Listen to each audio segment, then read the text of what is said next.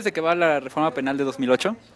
Sí, a grandes rasgos se trata de cambiar el sistema penal mexicano, sobre todo implementando juicios orales y también, bueno, los juicios orales principalmente con el objetivo de que el juez se encontrara en las audiencias, porque muchas veces dejan siempre a los secretarios de acuerdos o incluso a los meritorios en las audiencias si no está el juez presente. También se trata de hacer un sistema que no sea tan inquisitivo o punitivo, sino que sea para reinsertar a las personas que cometen delitos a la sociedad. ¿Cuál es tu posición sobre la prisión preventiva en México? Considero que viola demasiado la presunción de inocencia porque no se tienen las suficientes pruebas para determinar que una persona es culpable, por lo tanto para privársele de la libertad. ¿Sabías que varios actores políticos, inclusive la CONAGO, han implementado una propuesta legislativa que intenta hacer una contrarreforma penal? ¿Sabes de qué va? No, de eso no sé. Hola, ¿sabes de qué va la reforma penal de 2008?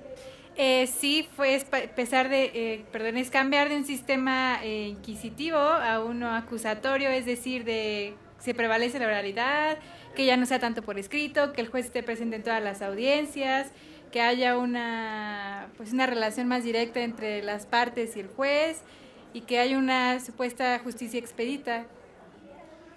¿Cuál es tu opinión sobre la prisión preventiva en México?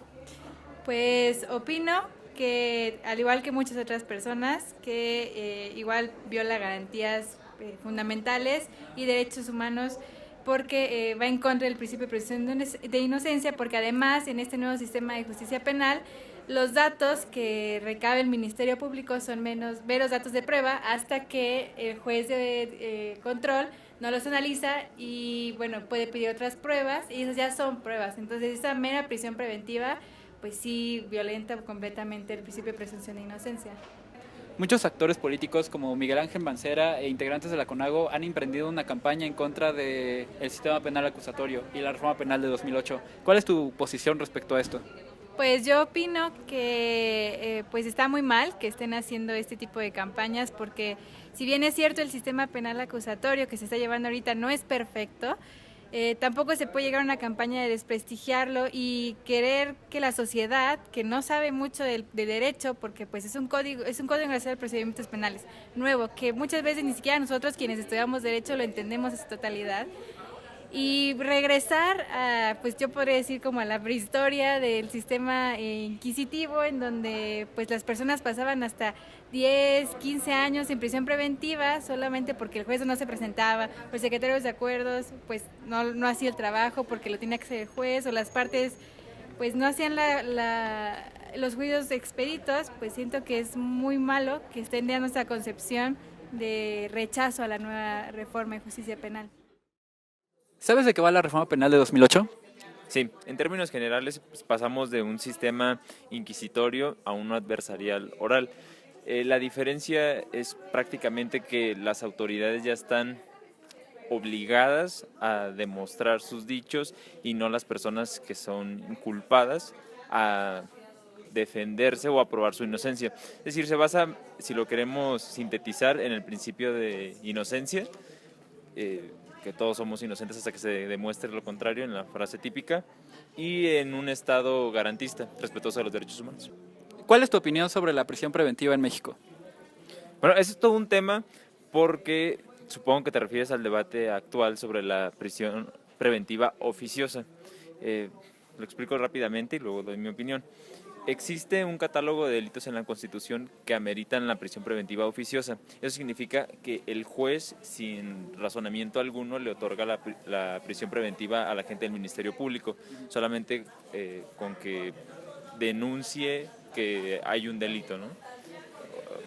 Que probablemente hay un delito.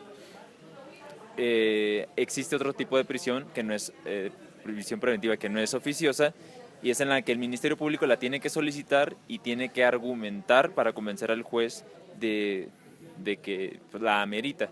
Entonces, el debate actual es que se está abusando de la prisión preventiva que no es oficiosa para dejar libres a los delincuentes, porque jamás se va a poder sancionar a ellos porque no están los delitos que presuntamente cometieron en el catálogo de la Constitución. Pero la base de eso es que los agentes del Ministerio Público no son capaces de demostrar que se cometió un delito y que probablemente lo cometió la persona a la que están imputando. Entonces, el debate se tiene que centrar en que no tenemos agentes del Ministerio Público capacitados para demostrar sus dichos y no tenemos policías capacitadas para investigar y darle los elementos a la gente del Ministerio Público para que demuestre su dicho. El discurso que está detrás de esas posturas políticas que lo atacan es para defenderse, porque normalmente son poderes ejecutivos locales que son los responsables de los agentes del Ministerio Público. O sea, al final ellos son sus jefes, por decirlo de alguna forma. Entonces, cuando ellos dicen, por ejemplo, Miguel Ángel Mancera, que se tiene que ampliar el catálogo, lo único que está diciendo es que sus policías no saben investigar, y como no saben investigar, no le otorgan elementos suficientes a la gente del Ministerio Público para demostrar su dicho ante el juez. Si traducimos sus peticiones o su postura política, les está diciendo, como mis agentes del Ministerio Público son unos incompetentes y mis policías también, no podemos convencer a los jueces, entonces pongamos en la Constitución la mayoría de los delitos que podamos para que no tengamos que razonar, que el juez nos otorgue la prisión preventiva. Además que tienen una lógica de que se da justicia cuando tienes a alguien en la cárcel, con una lógica totalmente que viene del sistema anterior, que es meramente una política penal populista. Ok, bueno, ¿y tú crees que hay una correlación entre el aumento de delitos y la aplicación de la prisión preventiva? No, de hecho puedes revisar cualquier tipo de banco de datos en el que se relacionen esos dos fenómenos y no tiene nada que ver. Lo único que estás haciendo con la prisión preventiva oficiosa es saturar las cárceles en México, y cuando satura las cárceles en México creas impunidad, porque si queremos dividir en dos tipos, una impunidad ya cuando hay una sentencia se da cuando la persona se fuga, que es lo simple, y la otra cuando abres las puertas para que entren los privilegios a las cárceles, y eso es lo que estás generando. Se crean unas pequeñas redes de corrupción ahí dentro. Cuando ingresa una persona, pues entra con todos sus privilegios, una persona con un delito de cierto nivel. Lo que estás haciendo con el resto de las personas es que ni siquiera tengas un acceso al juez, ni siquiera conozcas al juez como en el sistema anterior, y este es todo el proceso en la cárcel. Es decir, ni sirve para procurar justicia, ni aumenta los delitos que no exista la prisión preventiva oficiosa para todos los delitos. Eso es una vil mentira que no tiene ningún respaldo con datos.